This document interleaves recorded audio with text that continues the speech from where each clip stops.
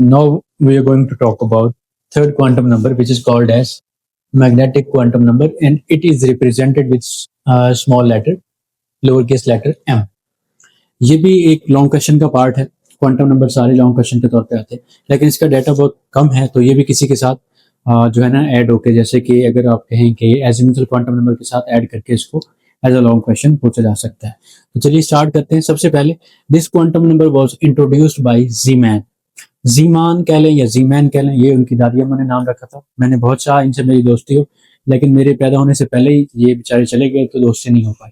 खैर, जीमैन ने ये क्वांटम नंबर इंट्रोड्यूस करवाया. अब जीमैन ने ये क्वांटम नंबर इंट्रोड्यूस क्यों करवाया?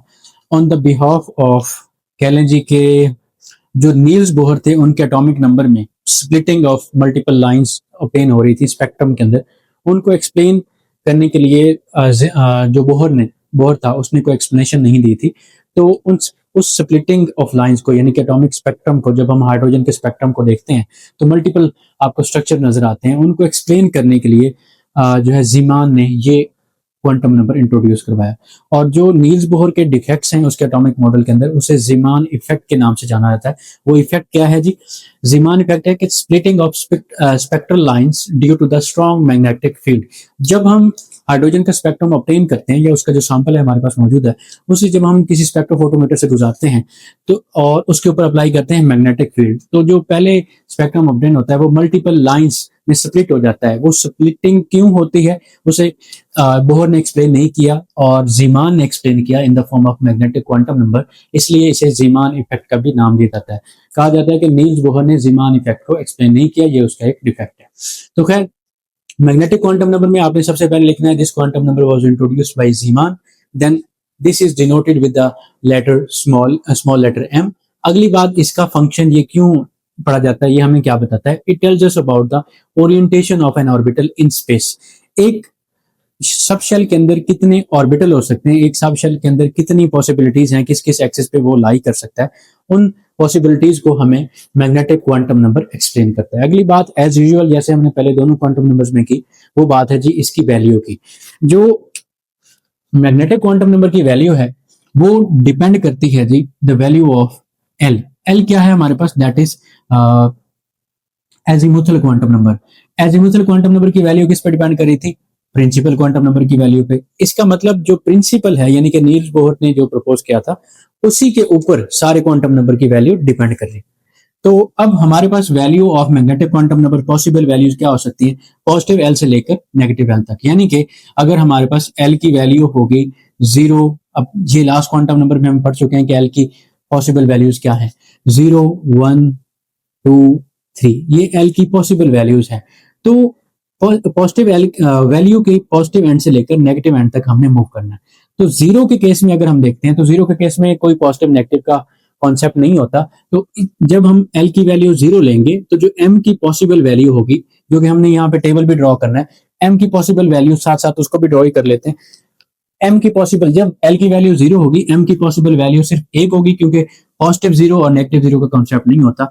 तो एक ही ओरिएंटेशन पॉसिबल होगी. इसका मतलब जो एस सब शेल है वो एक जो कहने जी, क्योंकि हमने लास्ट टाइम कहा था ना कि ये एक स्फेरिकल जो है सब शेल है, तो वो ऑल एक्सेस पे इक्वली डिस्ट्रीब्यूट होता है. उसके इलेक्ट्रॉन एंड डेंसिटी सारे एक्सेस पे कुछ इस तरह से डिस्ट्रीब्यूट होती है.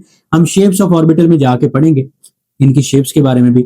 ये हमारे पास 3 तरह के एक्सेस होते हैं, और एस सब शेल कुछ इस तरह से सारे एक्सेस के ऊपर इक्वली डिस्ट्रीब्यूट होता है. This one is X, Y and Z. तो इसलिए इसकी पॉसिबल ओरिएंटेशन सिर्फ एक ही है, और उसके लिए वैल्यू होगी 0.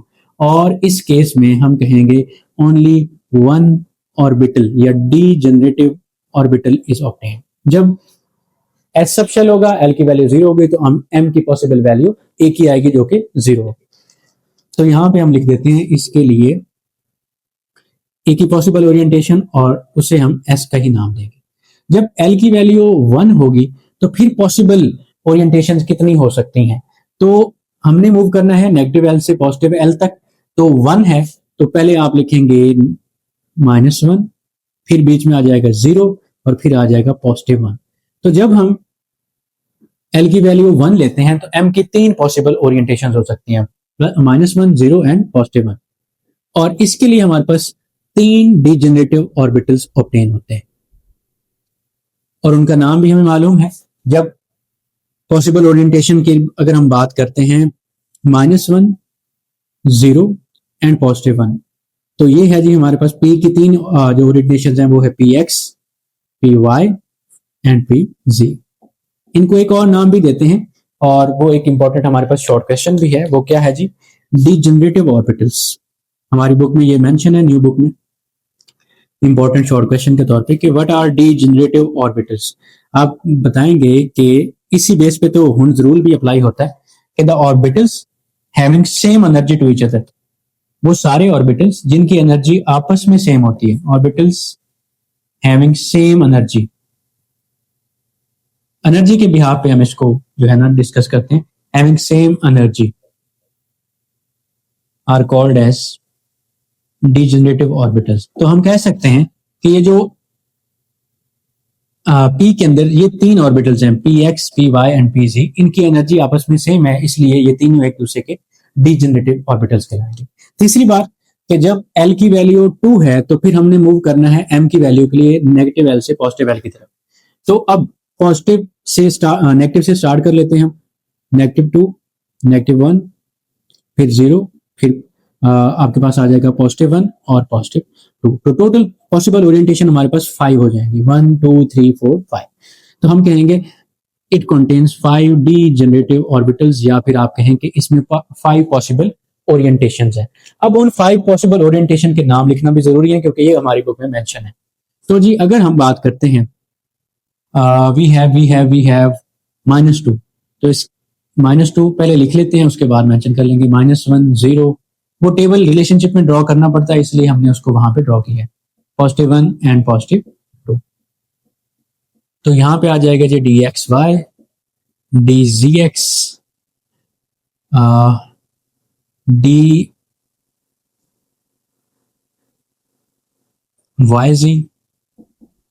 And dx² y² and dz²।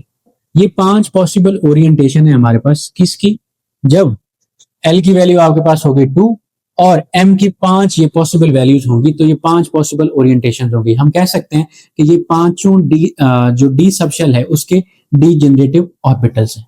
MCQ में आ सकता है कि जब when L is equal to 2 the possible orientations, total quantity आपसे पूछी जाएगी 1 2 3 4 5, और इनके जो नेम है ये सब शॉर्ट क्वेश्चन के तौर पे आपसे पूछे जा सकते हैं। आखिरी बात है जी, ये तो हमने यहाँ पे बात कर ली।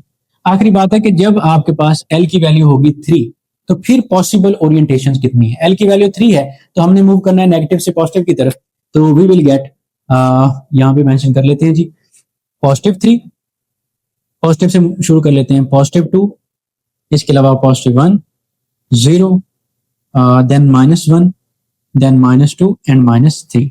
Total possible orientation there will be 7 possible orientation. इसका मतलब इसके अंदर 7 डिजेनरेटिव ऑर्बिटल्स होंगे, तो हम कहेंगे यहाँ पे दिस कंटेन 7 डिजेनरेटिव ऑर्बिटल्स। ये वाले जो पॉइंट्स है ना, ये एमसीक्यू के तौर पे आपसे पूछे जा सकते हैं। तो इसका मतलब ये जो ओरिएंटेशन पॉसिबल ओरिएंटेशन है ये डिजेनरेटिव ऑर्बिटल है हर एक सबशेल के अंदर। एस एक खुद ऑर्बिटल भी है और सबशेल भी है, इसलिए उसके अंदर सिर्फ एक ही पॉसिबल ओरिएंटेशन थी और वो ऐसी है, वो ऑल एक्सेस पे इक्वली डिस्ट्रीब्यूट होती है। लेकिन बाकियों के डिजेनरेटिव ऑर्बिटल्स P के 3 हो गए, D के 5 हो गए, और जो आपके पास है F उसके 7 हो गए। इसको आप एक फार्मूले से भी निकाल सकते हैं 2l+1। अगर हम 2l+1 का फार्मूला अप्लाई करते हैं तो उससे भी हम इसको फाइंड कर सकते हैं। ये जो इनकी शेप्स हैं ऑर्बिटल्स की, ये हम इंशाल्लाह नेक्स्ट लेक्चर में, क्योंकि ये हमारा डिफरेंट टॉपिक है, तो उस लेक्चर में हम डिस्कस करेंगे। फार्मूला 1-2 पे अप्लाई कर लेते हैं। हमारे पास है 2l+1, इसको हम सपोज अप्लाई करते हैं डायरेक्टली F पे कर लेते हैं कि F की पॉसिबल ओरिएंटेशन क्या ये हमें बताता है या नहीं बताता। F के लिए L की वैल्यू हमारे पास है 3, तो 2 × 3 + 1, 3 + 1 4, सॉरी यहां पे हम लिखेंगे जी L की वैल्यू इधर है, तो 2 × आ जाएगा 3 + 1, 3 2 6 + 1, that will comes out 7। There will be 7 possible orientation जो कि F सबशेल के अंदर होंगी। तो ये फार्मूला भी इस्तेमाल करते हुए आप एमसीक्यूज को सॉल्व कर लेते हो। जब आपसे पूछा जाए कि ये सबशेल है, इसमें बताएं पॉसिबल ओरिएंटेशन कितनी होंगी या इसके डीजेनरेटिव ऑर्बिटल्स कितने होंगे, तो आप इस फार्मूले को इस्तेमाल करते हुए बता सकते हो। इसके अलावा एमसीक्यू क्या आ सकती है कि maximum capacity of N orbital कितनी होती है। कोई भी ऑर्बिटल हो, चाहे वो पी का है, चाहे डी का है, चाहे एफ का है, मैक्सिमम उसमें जो इलेक्ट्रॉन आ सकते हैं वो हमेशा 2 होते हैं। 2 से ज्यादा किसी ऑर्बिटल में इलेक्ट्रॉन नहीं आ सकते डीजेनरेटिव ऑर्बिटल में। और आपके लिए एक और इजी ट्रिक कि आप ये देखें कि किसी भी सब शेल में कितने इलेक्ट्रॉन आते हैं, उसको 2 पे डिवाइड कर दें तो आपके पास उसकी पॉसिबल ओरिएंटेशन आ जाती है। जैसे पी के अंदर 6 इलेक्ट्रॉन आते हैं, हमें पता है, इसको 2 पे डिवाइड करें तो उसकी पॉसिबल 3 ओरिएंटेशन आ गई, मतलब इसमें 3 डिजेनरेटिव ऑर्बिटल्स हैं। डी के अंदर 10 आते हैं, इसको 2 पे डिवाइड करें, आंसर आ जाएगा 5, मतलब इसकी 5 पॉसिबल ओरिएंटेशन है, और यानी कि इसके अंदर 5 डिजेनरेटिव ऑर्बिटल्स हैं। एफ की वैल्यू, एफ के अंदर इलेक्ट्रॉन आते हैं 14, 2 पे डिवाइड करेंगे तो वी विल गेट 7। 7 क्या है जी, इसकी पॉसिबल ओरिएंटेशंस, या फिर आप कहेंगे एफ के अंदर 7 डिजेनरेटिव ऑर्बिटल्स होते हैं। That was all about the location of electron की हम क्वांटम नंबर्स की मदद से इलेक्ट्रॉन को एटम के अंदर लोकेट कैसे करते हैं। ये पहले 3 क्वांटम नंबर्स हमने कवर किए हैं जिसमें हमने इलेक्ट्रॉन को प्रॉपर्ली एक एटम के अंदर लोकेट किया है। अगला जो क्वांटम नंबर लास्ट है वो शॉर्ट क्वेश्चन के तौर पे आता है, वो लॉन्ग का पार्ट नहीं है, that is called as spin quantum number. वो हमें सिर्फ जो इलेक्ट्रॉन है उसकी स्पिन के बारे में आइडिया देता है। तो आपका लॉन्ग क्वेश्चन क्वांटम नंबर के रिलेटेड यहां तक कवर हो गया। अगले क्वांटम नंबर के साथ मिलते हैं नेक्स्ट वीडियो में। टिल देन अल्लाह हाफिज।